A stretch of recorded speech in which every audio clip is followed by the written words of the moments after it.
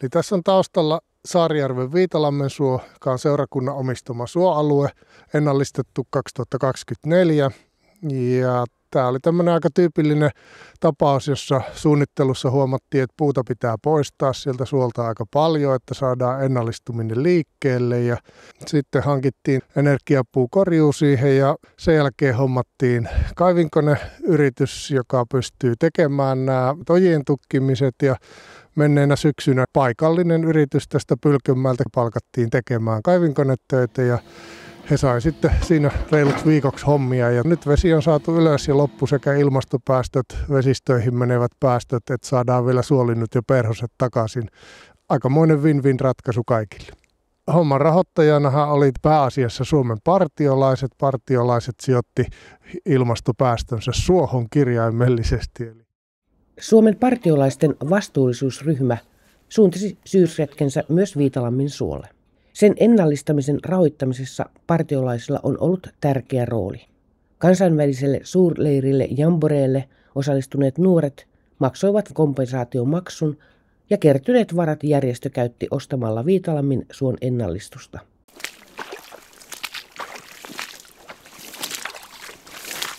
Täällä rupesi vesi virtaamaan, vaikka tää oli täysin tämmönen maatunut oja, että katsottiin, että siihen mitään tarvitse tehdäkään, mutta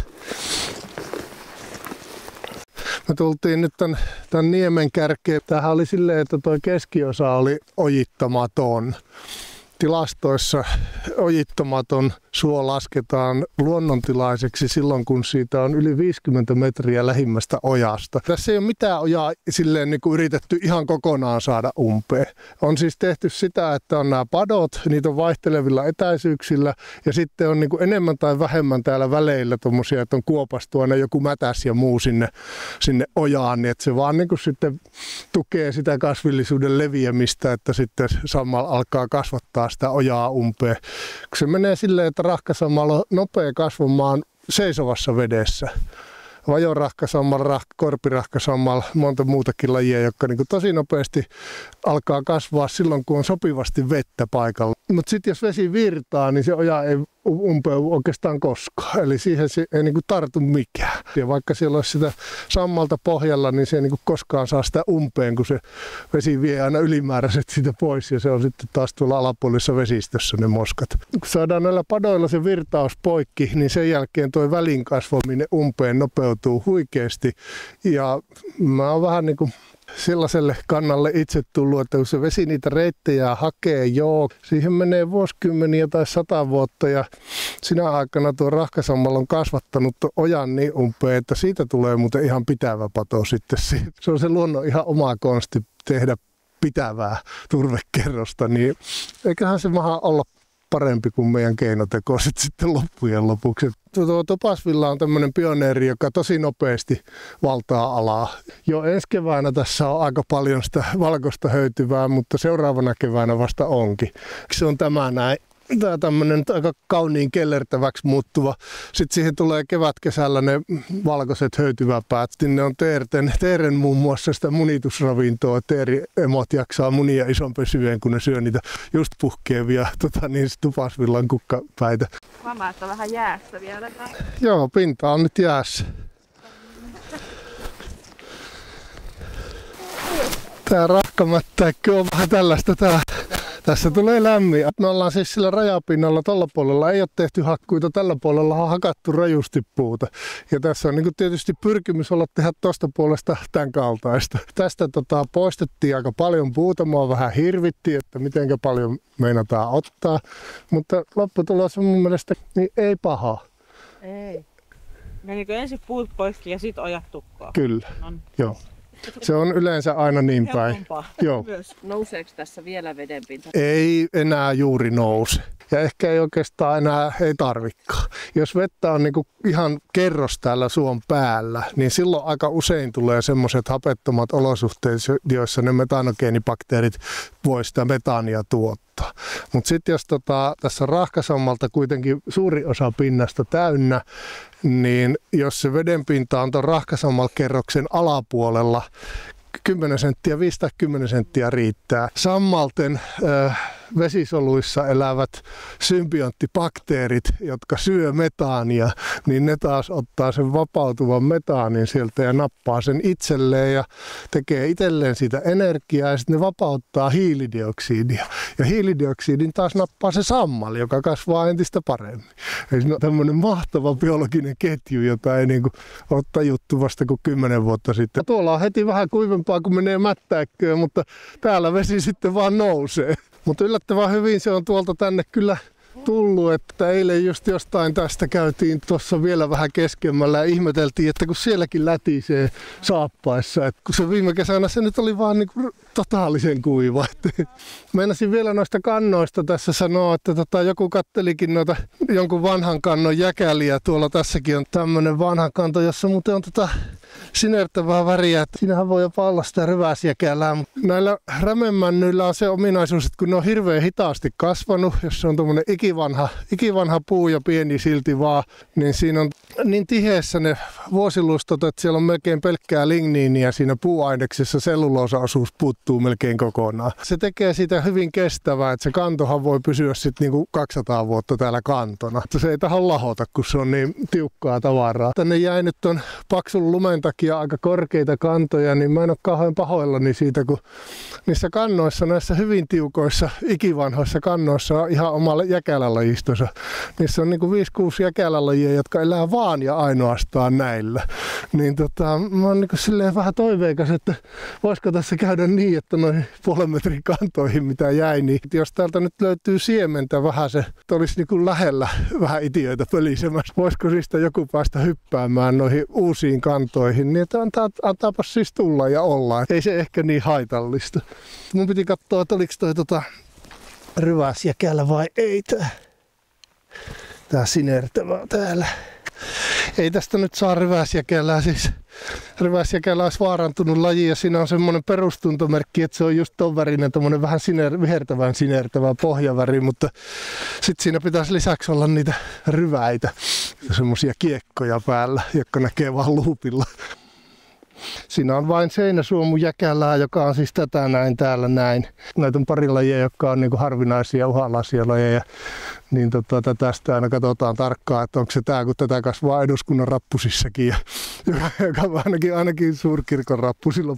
Se elää vaikka betoniseinällä, että se ei todellakaan ole harvinainen. Pari asiaa. Tosi hauskan näköinen. Ja mistä näitä saa? Kelohurmejäkälä on just semmoinen, joka elää vaan vanhoilla keloilla. Se pitää olla tosi vanha sen kelo, eli olla pitkään ollut siinä pystyssä ja muuta, että se kerkee tulla. Usein Lapin siis isoilla tommosilla oikein sinikylkisillä keloilla näkee näitä. Mutta sitten on rämeet täällä etelämpänä, jotka voi tuottaa samanlaista aineesta.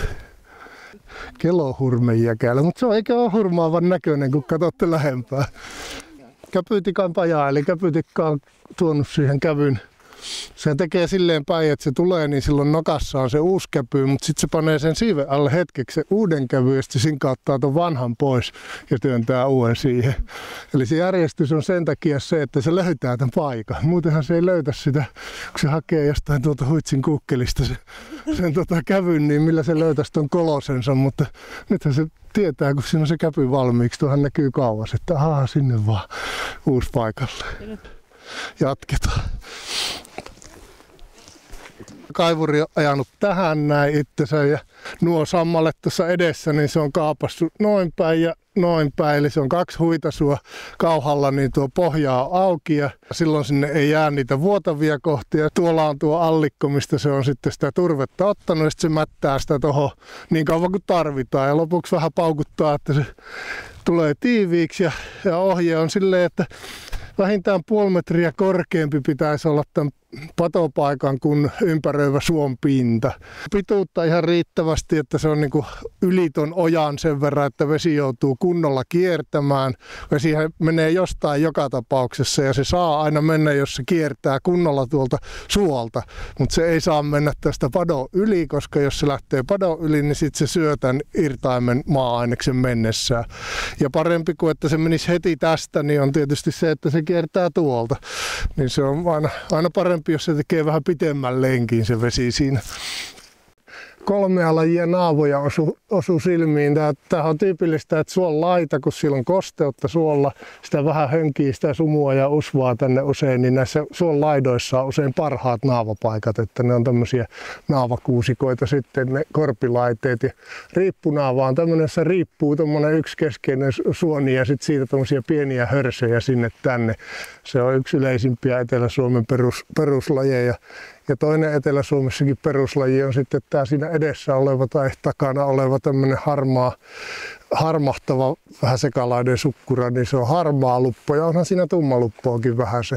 Niin täällä riippuu yksi kappale korpiluppoa, joka on sitten VU-laji ja se on jossain Kainuussa aika yleinenkin laji edelleen, mutta Etelä-Suomesta puuttuu yleensä lähes täysin, että se on vaan ihan parhaiten korpimetsien laji.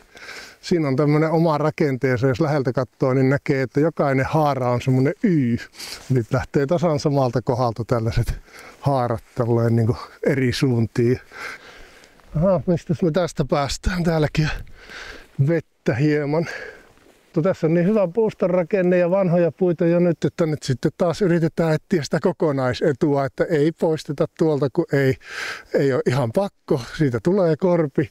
Ja korpiympäristöthän ne on kaikkein eniten hävinneitä ympäristöjä meiltä, kun ne on niin kuin ensimmäisenä ojitettu aikanaan, kun siellä on puita ollut jo valmiiksi.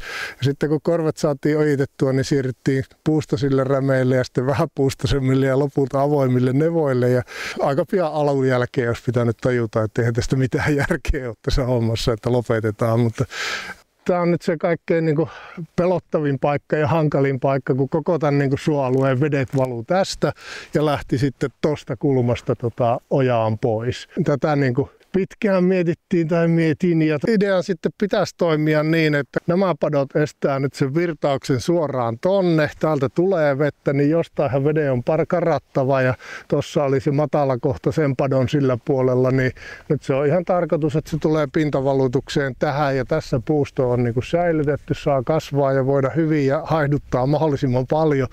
Ja sitten se hiljalleen tuosta tuolla seuraava valli, niin tuo rajavalli, niin sitä joko kertyy tähän tai se etsii jonkun reitin tuosta tonne ojaan ja menee sitten eristysojaa pitkin. Tällä hetkellä mä olin, niin kuin eilen mä sanoin, että mä oon tästä niin kuin todella positiivisesti yllättynyt, miltä tämä nyt näytti. Että tämä on niin kuin paljon parempi kuin mä ajattelin, että se ensimmäisenä voi olla. Hyvä, kiva, bra! Antaa tulla lisää vaan! Partiolaisten kanssa on kyllä ilo olla maastossa, ei heti itke kaikkia juttuja.